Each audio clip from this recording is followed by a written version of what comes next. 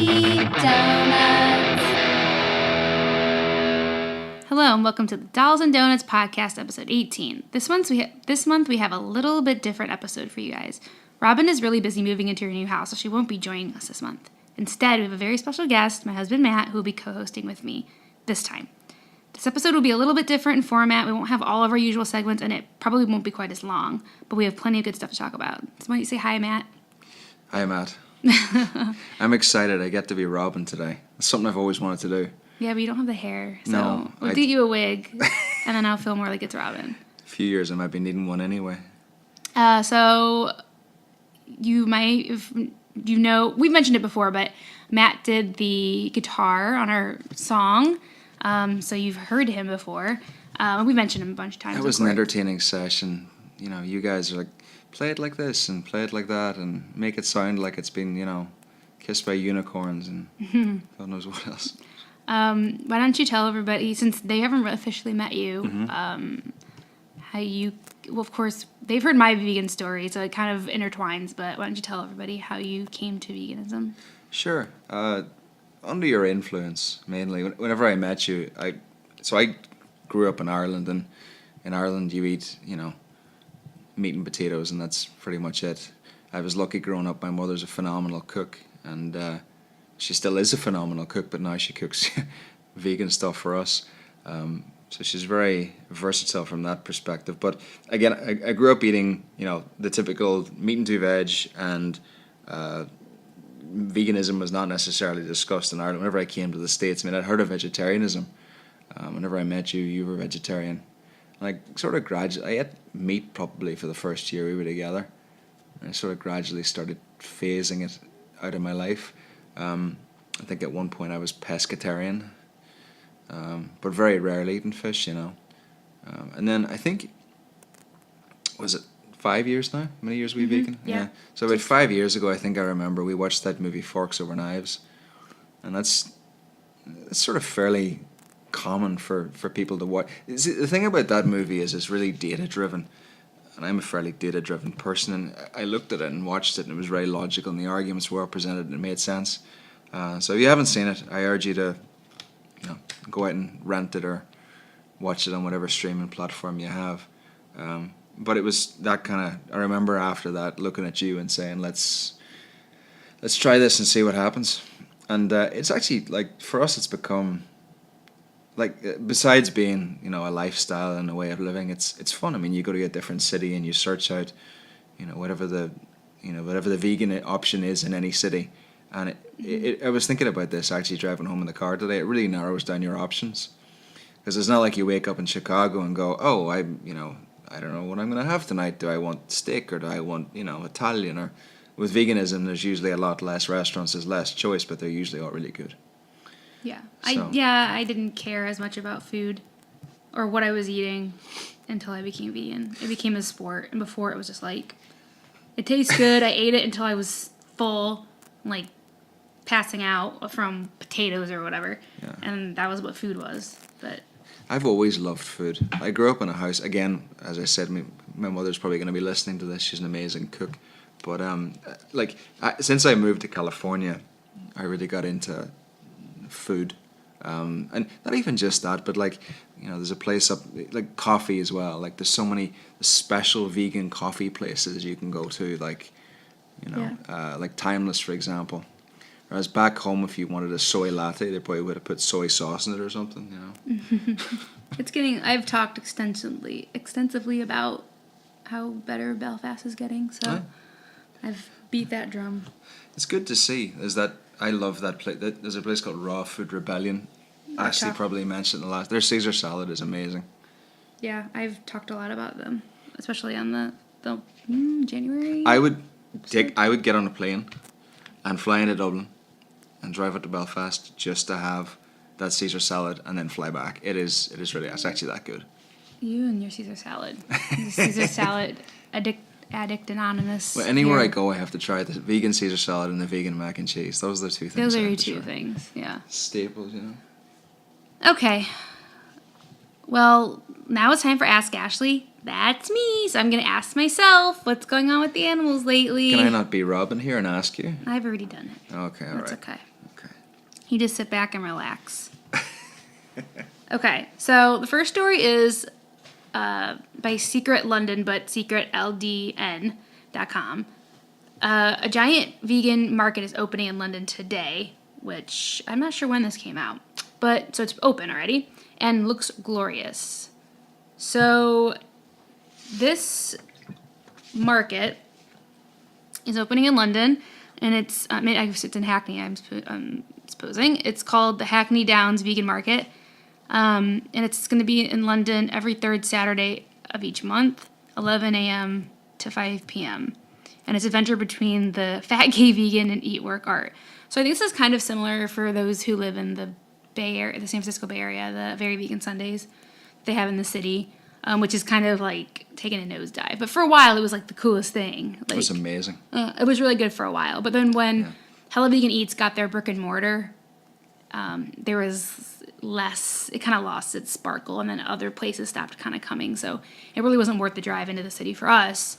But so this is like another kind of market or event that's happening in London, and London's really getting really good with their vegan options. I know I was there 3 years ago, 4 years, my 28th birthday. Yeah, it's about that. I was there. It's a world city, you know. It's always kind of been a good center for like alternative lifestyles and stuff like that. It's funny you were mentioning there about Very Vegan Sundays. It's because I remember like whenever it used to be amazing, you'd get up, you wouldn't eat anything, you'd be starving, driving it like white knuckling it into the city, and you would come into the gates and you just make it die for the first place. Yeah, and it was good, but we don't really bother with it anymore. But anyway, hopefully this has a longer longevity than the Very Vegan Sundays. But what I thought was interesting, there was a bunch of places they listed that you can expect to see there that I had never heard of before. So Young Vegans, Peanut Butter Bakery, Big V London, Vegan Delice, Temple of Satan, which I have heard of, Club Mexicana, Cafe So Vegan, and Green Bay. Green Bay, I looked up all these places. I wrote them down to make sure next time I'm in London, I can, check them out. Some of them don't have brick and mortar. Some of them they're like, they just source vegan products to like restaurants and places like that, or cafes. But I know Green Bay, it says it was like London's first vegan grocery store, which I'd never heard of. So I'm definitely going to check some of these places out. I think we're due a London trip soon. Yeah. So I just wanted to put that out there, and it's another great like vegan addition to, to London and just to the community at large. So I wanted to put that out there. Yeah, when you think about cities that have awesome vegan options, you think Los Angeles, San Francisco, New York, London. Berlin. Berlin, yeah. Comes as no surprise. We were just there. Okay, so the next story, NewYorkEater.com. So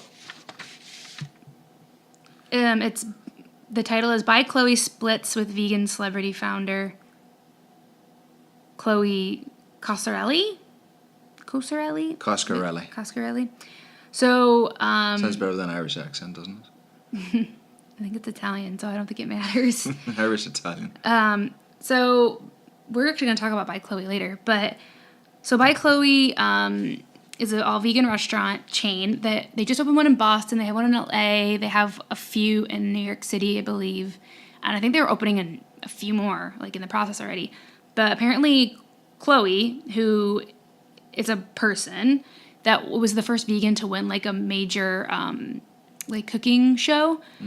So she's got cookbooks and everything. So she paired with a hospitality company called E Squared, and they opened these restaurants, and she's like the figurehead of them, and that's why they're called By Chloe. So apparently she will no longer be associated with them, and I hope that doesn't mean that they will be closing them down.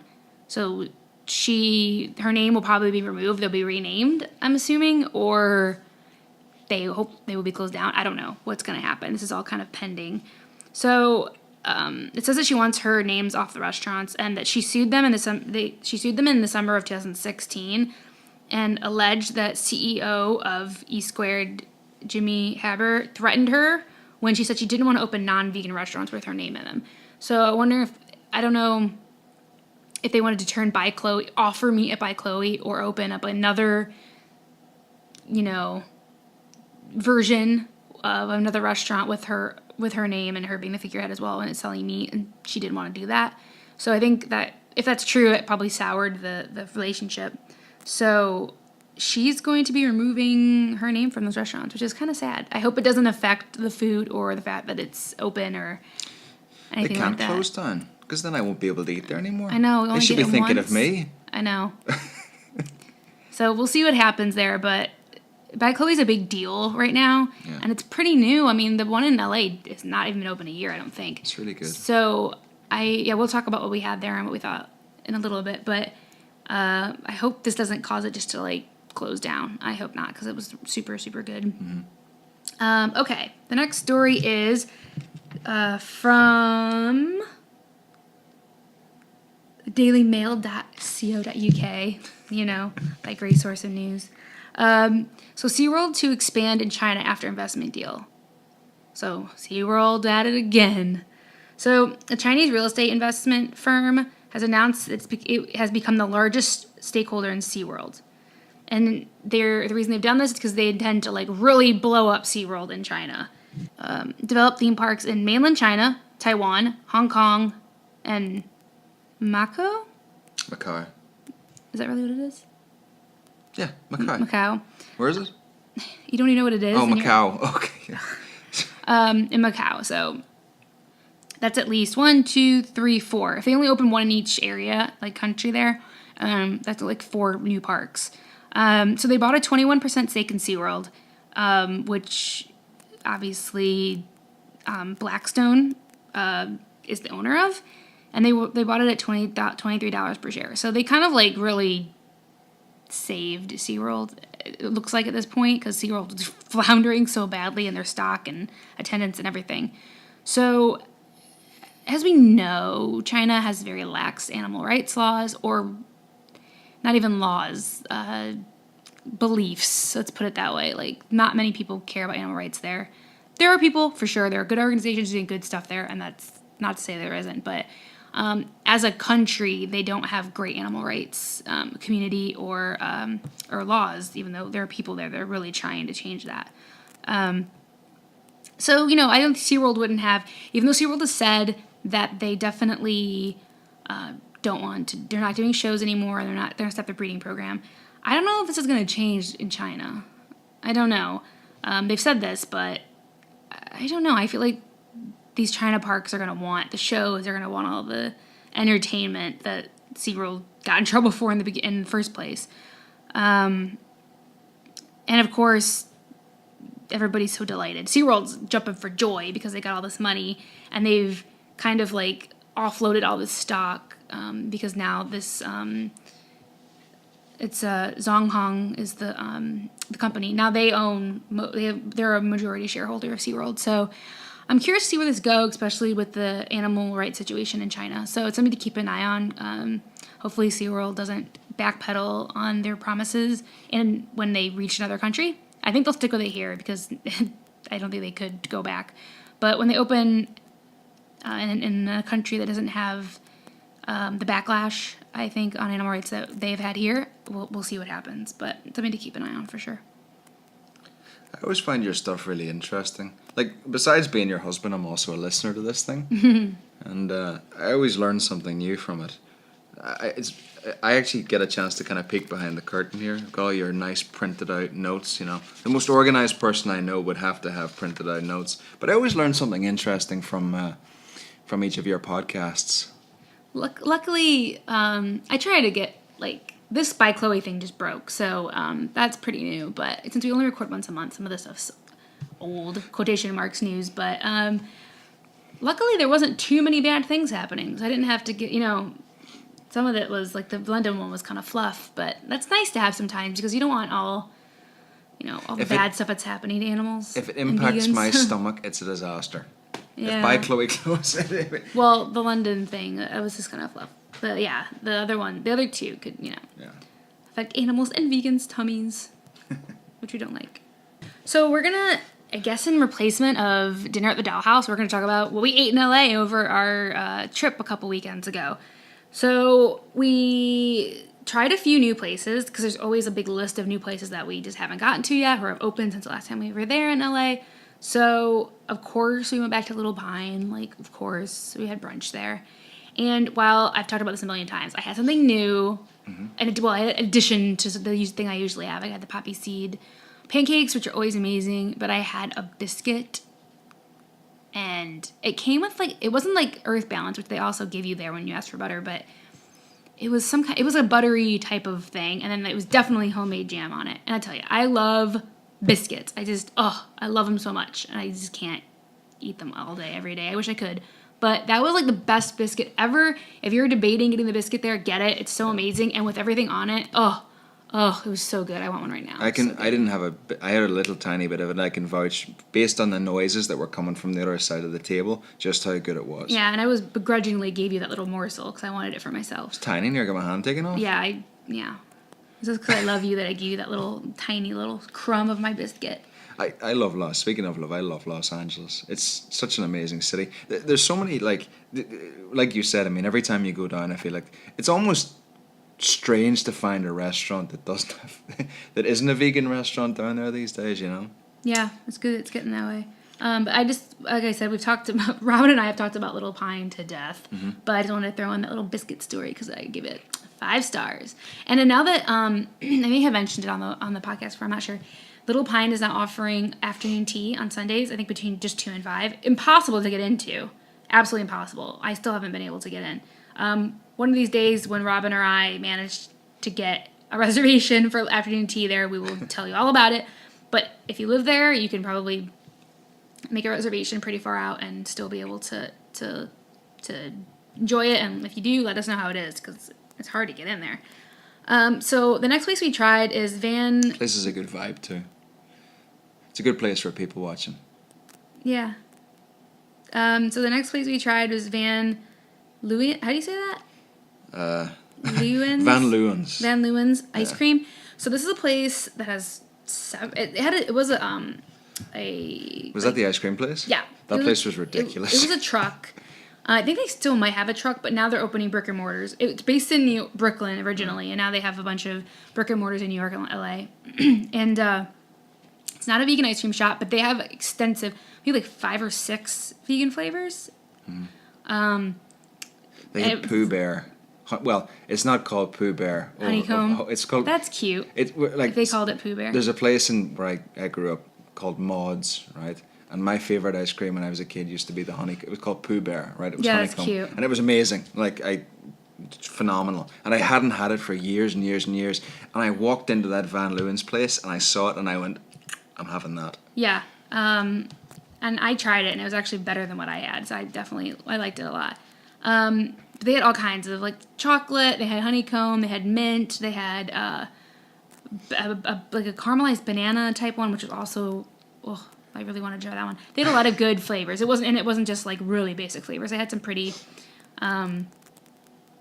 like big time flavors, like pretty intense mixtures and stuff.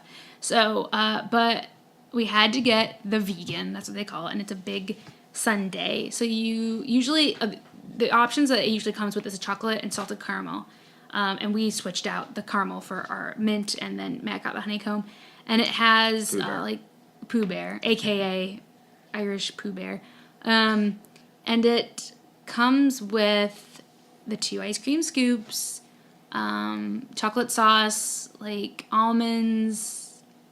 What else was on it? There was all kinds of amazing stuff in it. Frankly, it all kind of merged into one giant pile of delicious sugar. Yeah, it was good. It was so... It's their sundae, basically. I was embarrassed, like, when she was making 2 of them. I was like, we could have just split one of these, because it was so big. I was like, oh my god. It was very good, though. So, if you're in the area looking for some vegan ice cream, check that place out. I know there's a few other places that do vegan ice cream, but that was one I wanted to try this time. So, then we also tried By Chloe, which I just talked about. It may not be called By Chloe next time I talk about it. But, we both had the guac burger, which was amazing. Yeah. And we had 2 different salads, which was amazing. Everything we had there was so good. The only thing that was a little bit, not disappointing, but it wasn't on par with the rest of the food, and it wasn't on par with this item that I've had all over places, which was the mac and cheese. Oh, yeah. What did you think? It was alright. I mean, it was fine, but whenever you think about you've that list still of like the best. Yeah, mac and it hasn't cheeses. been updated, I but mean, yeah. whenever you look, so here's the thing, right? We're fortunate enough to live in a world right now where there's amazing vegan options that exist, and again, one of my favorite things I like to eat is mac and cheese. And we're lucky that we've been to so many amazing restaurants that actually have phenomenal mac and cheese. And unfortunately, it wasn't quite up there, but it was still good. Like, you Yeah, know? if you'd never had vegan mac and cheese before, you'd be like, this is amazing. I would think But it like was this alright. bar is set pretty high now for vegan is. mac and cheese. Like the bar for restaurant quality, like that you would get in a restaurant, the bar is set really high. And even now, like make at home, like not even from scratch, like out of a box or out of a bag or whatever at home, like vegan mac and cheese, the bar is being raised pretty high there too. So vegan mac and cheese is its heyday, and by Chloe, it was very acceptable. It was very good, but it just wasn't up there with some of like the really good vegan mac and cheese we've Yeah, had. we're just spoiled, Yeah. which is actually a good thing. So everything else there was amazing. Everything was amazing, and we even got our little Penny Lane a cupcake. With that was gonna be like a little iced. It was like $2. And I was like, oh, it's like a little dog treat cupcake. And I was like, oh, it's gonna be like iced and it's gonna look like a little cupcake. It was basically just like a brown ball, which she didn't care. I had to stop her from swallowing anything whole. And here took my hand off. But I thought it was gonna look cuter, so I was a little disappointed. But Penny didn't care. She was like, oh, she didn't, you know, That's actually exactly didn't what even she taste sounded it. like. Didn't even taste it going down because she just swallowed the whole thing. And then you broke it up into bits for her. Well, yeah, after kinda I what you tried have to to do. rustle it out of her mouth because I thought she was gonna choke. Did we get anything else? I think that was it. That's a lot. It was a lot of The food. salads were fairly massive. I remember that. Yeah, they were very good too. The salads were awesome. They were. So the last place we tried was Cruiser Vegan Pizza, which is an good. all vegan pizzeria. Actually, it was a regular pizzeria, and they turned vegan. Mm-hmm. So that's always nice when you see a company or restaurant like changing over to all vegan menu. Which, side note, you've probably seen all over like Instagram, like Mercy for Animals and PETA, and all these people have been like, there's a, I can't remember the name of it, but there is a London cafe that is now, they've stopped selling, like, they stopped using cow's milk. I think I saw that. Yeah. They stopped using cow's milk, and so like everything you drink there now, I don't know about any kind of like food or things that they provide, but they are no longer, you can't get cow's milk there. So it's always nice to see a company kind of like change their ways and like evolve. So that's what happened to Cruiser Pizza. Did they And give, not to interrupt you, but did they give a reason why they switched over to plant-based milks, or was it yeah, they said, curious? yeah, just because they gave a bunch of like resources about like the treatment of cows and stuff. Oh, okay. So it was on like an ethical. okay. It was on an ethical base, and they actually put up a little thing in the window like this is why, and like gave you things to like resources to look up. So they're changing and educating. That's good. Yeah, so that's similar to the Cruiser situation. It's a very small place. They only have like one table with like two chairs inside of it. It's very small. It's a hole in the wall, Yeah, and that's it's awesome. You could tell that. I mean, it was basically a carry-out place Yeah. or a delivery. But you can eat in there if you want. Just, there's not like any room. We didn't know because we'd never been there, so we just thought, oh, I didn't know if it was an actual restaurant or what it was. But we were fine. We had the little table and ate there. And I ordered the like buffalo chicken pizza, and you got, what did you get? I got. It was some sort of Mediterranean type thing, but I ended up getting like pesto as well on it. It was like a pesto mozzarella. It wasn't Mediterranean. It was called the It had a weird name. Quarry Girl. That's what it was. Right, okay. And you The added Quarry pesto. Girl. And I added pesto, and they were slammed. Like, I mean, their phone was nonstop Yeah. the entire time. And people were coming in constantly, Yeah. and the delivery guys were leaving constantly. So Yeah. it They had good to three or see. four delivery guys going back and forth. Yeah, it's good to see. It was pretty good. Yeah, it was very good. I mean, it was pretty good. Their Like, salad was good. Their Caesar I salad didn't, was yeah, good. another Caesar salad. I didn't have anything else. I just had the pizza. The only thing was I made a mistake by putting red pepper flakes all over my pizza before trying it, so it was pretty spicy. Like my mouth was tingling. I should have probably tried it first. That So burned my teeth. that a little bit like I was like, it was like hard to eat because it was so spicy, and then I had added all the red pepper flakes without thinking. So I definitely would go back. I think I would try a different pizza next time, but it's definitely pretty good vegan pizza. Like I've had better, but like plant-based pizza, but they're closed now, so you gotta get it where you can take it. The pizza that I had didn't come with pesto as a base, but I got a side of pesto, And they're very generous with the sides as well. The pesto, it was phenomenal. And they make it there. I really love pesto, you see, and it was a very good pesto. I enjoyed it. Yeah, they make it there, which is nice. So yeah, that was definitely a place I'd go back to. Especially, I think maybe not eat in again because it was like not made for eating in. Like it just wasn't, they just had a table there.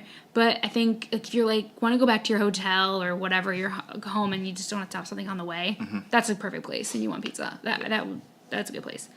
So that's all the new stuff we tried. And Little Pine wasn't new, but I had a new item, so I wanted to share it. Also, I don't think it's on the list. I want to throw a spanner in your works here. So that place we went to, what was it called again? Blossom or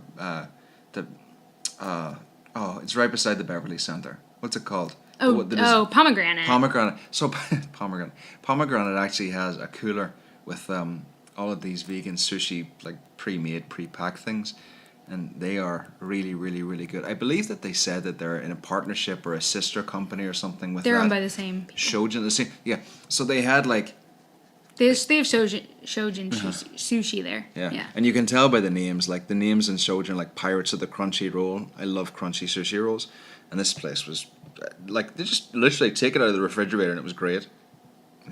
Yeah, it's Shojin. Yeah, they are the same company. So we went to pick up Penny from the boarding place opposite the Beverly Center, and then I ran in and took the opportunity to get a sushi thing. It was great. Yeah, I managed to not get a dessert. I was like, I'll just stay outside here with the dog. Yeah, you got stronger willpower than I do. I don't even want to look at the dessert thing. I was like, la la la la, let's look at the street. Okay, so that's all we tried, all the good food we tried in LA. So, and we wanted to get like Doomies on the way home, but it was just, I was like, I can't. I'll throw up. Like, I'm just too much food. So, Doomies will have to wait till next time, even though I had Doomies a bunch, but I haven't been there in quite a while. So I'm looking forward to going back. We're overdue a Doomies trip for sure. Yeah. Okay, so since I wanted to make sure that we pick Matt's brain while he's on the podcast, and since Robin and I usually just talk about girl stuff, and in the past we've had a lot of like vegan makeup artists and vegan like makeup bloggers and a lot of girl things. I thought it'd be a good idea to talk to Matt about men's vegan fashion because he's a well of knowledge on that subject. Which is code for I spent too much money on shoes. Yes, it is. So I know because we do have some male listeners, so I thought they might find this interesting. Yeah. And useful because I feel like we don't give enough attention to the guys that listen. So, what do you got to tell us, Matt? Well, I went off on this search a while back to try and find like decent vegan dress shoes, and I remember whenever I was looking, like all that was kind of out there was sort of like the fake, man-made leather, shoes and whatnot. And that didn't really cut it for me. So I found this company over in London called Wills, and they specialize in vegan shoes. And they don't just do men's vegan dress shoes, but they also do like wallets and belts and things of that nature. And I've a ton of their stuff at this point. They're really fantastic. And you get like an email from the guy whenever you order things, and they're super, nice at returning, emails and whatnot. But that's, and you seem to think they look pretty good, right? Yeah. Yeah, I like their stuff. Yeah. Matt likes the finer things in life. Let's put it this way. I like nice stuff. So the things he's going to be talking about are men's high fashion. I don't necessarily think that. So here's the thing, right? I mean, if you go into any if you go into like any, like regular shoe place for guys, you're going to end up spending $100 on a fairly decent pair of shoes anyway. And Wills is right around the $100 mark. They don't really do anything casual though. It's pretty much all dress. No, they stuff. do. They have a few pairs of trainers, or sneakers and whatnot. And they have like sort of casual dress shoes as well. They kind of run the gamut from like hipster boots all the way through, and they have like stuff that's of the moment. They have the kind of the most up to date styles. Whatever trend. Yeah, like they have nice double monk shoes which are really cool, and they're very reasonably priced for that, and the quality is excellent. What about the shipping? Free. It's free to the US. Okay, that's good. Because like if you're getting already like pretty expensive shoes and you're shipping internationally, that could be an issue. There's another place that I would love to try, but I just have never.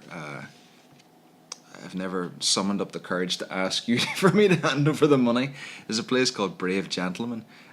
So I actually follow them on Instagram, and the founder is a guy called Joshua Katcher or something. I think his name is, and I believe he's actually like a professor at the New School of Parsons in New York. Some of their stuff is lovely, and it seems to me that a lot of this stuff is manufactured in Portugal, and they're really into the whole fair labor conditions, whatnot. So you feel good about buying it.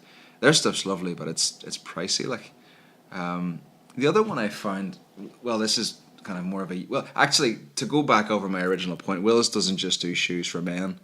They also do shoes. They have a huge women's range as well. Mm-hmm. Been trying to get you to look at that for a while, but Matt and Nat as well. We actually got my mum one of their ladies' bags and their wallets, and they're primarily women. Yeah, but they have some nice guys. But she loves it. Like she never it's never off her. I know. She says she wishes it was Matt and Ash. I've got the bug too. I think I've only got 2 things. One I've never used, but I don't know. So, I guess my point during this conversation is that you may sort of think to yourself, oh, it's challenging to find men's dress shoes, or I just have to skip it and buy a leather version, or I can't really find a decent men's wallet. Like Wills and Matt and Nat all have just fantastic shoe options for men that are vegan and pretty decent quality. And that was kind of my... Well, Matt and Nat doesn't do shoes. Well, yeah. Well, I think they have a couple of pairs. Do they really? Yeah, I think they do, yeah.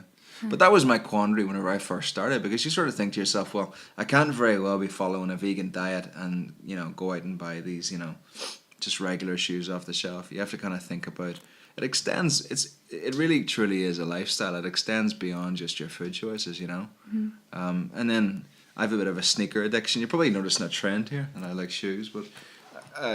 what's kind of cool is that a lot of sneakers and running shoes and whatnot are typically vegan to begin with. Vegan by accident, I think, is the phrase you've used on this podcast before. But yeah, and also like clothing wise, you just have to kind of go into a store and make sure you're always read I'm a serial tab reader, Mm-hmm. When you look at the thing and you make sure, and then you get down, it's like 2% wool, and you're, for goodness sake, 2. No, what's the point? Or like 1% wool, like It's so they can say wool blend, it's like 2%. I got this fancy wool blend coat, 2%, Yeah. But yeah, and hopefully as it becomes more and more of a demand. So the reason why I always come to you every couple of weeks and say, can I get this new pair of shoes from Wills, is because I'm trying to make sure that there's a demand in place for vegan shoes and for we have no more room in our house for the demand of vegan shoes. Yeah, we need a bigger place. But yeah, I mean, there's definitely more options than there was whenever I first sort of became vegan, and it's becoming much more ubiquitous, the option to purchase goods that are a little bit kinder on, not only just on the planet, but also, on animals and also the planet. Yeah. Yeah, and the more, because I know Brave Gentleman is pretty insane priced. So, but the more companies that come up, the more there's competition, drives costs down, and then it becomes more mainstream, more people can afford it, and that's what we want. So, it's simple market factors, Yeah, so we're getting there. I think, especially, because the majority of vegans are women. Really? Yes. So I think we get catered to more than males when it comes to that. So I think this is kind of a little bit of untapped market, vegan men's apparel. They're out there, like Matt said, but I think that's a place that it can really grow. There's a lot of stuff that's accidentally vegan. Yes. You go into a clothing store, they have a polo shirt, it's polyester or cotton. But they're not marketing towards vegan men. Right. Like these places are. I think that there really is a huge gap in the market for, for example, men's suits. Right. It's a nightmare. I don't wear a suit to work or anything like that, but it is a nightmare to find a really nice, well cut suit.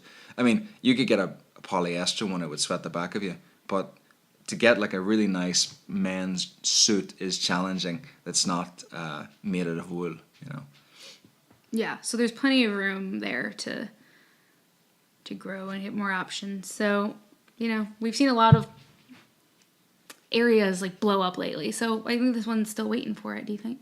It's happening, but it could definitely be better. Yeah, for sure. Yeah. Okay. Do you have anything else to add? No further comments, Your Honor. Okay. All right, so that's our episode 18. If you're listening on YouTube or iTunes and you haven't already subscribed, please do. You can also leave us comments on both YouTube and iTunes. If you're commenting on iTunes, please rate us 5 stars to help the podcast rank higher in searches. And you can find me at my blog, theveganadventure.com. I'm working on it. Nothing new at the moment, but I'm working on it, but nothing new posted yet. You can find Dolls and Donuts at dollsanddonuts.com, Twitter, dolls_donuts, and Instagram, dolls and donuts. Can I just say, I'm not just saying this because I'm contractually obligated to say nice things because I'm your husband, but your blog is amazing for people. So whenever people come up to me, if I'm, and they say, well, where's a good restaurant to go to or a good vegan option to go to in this city or that city? I can actually go and I've lost count of the amount of times that I've brought up your blog and shown it to people, and the reception's been great. So rate them 5 stars and then go and look at her blog. Thanks. I feel like it's also just been good for me because I'm like, what's that place we went to in City X City? What is that called? What did we have? Did I like it? I can't remember. And I go to my blog and it's just like a way for me to remember too. And there's pictures. And there's pictures. Right. And most of the time there's not a bite out of it before I take it. I try to be good about it. There's a couple of times. But she started doing this thing though where I'll go to a new restaurant. I've got this lovely food right in front of me. And I have to stop until she can take a picture. And you're sitting there with your arms folded like. And I'm not allowed to take a bite of this food until she's taking a picture. It's for the greater good. Yeah. Whiny. For the greater good of me though. Okay, well, that's the episode. Thanks for listening. Bye. Goodbye. Dolls and Donuts.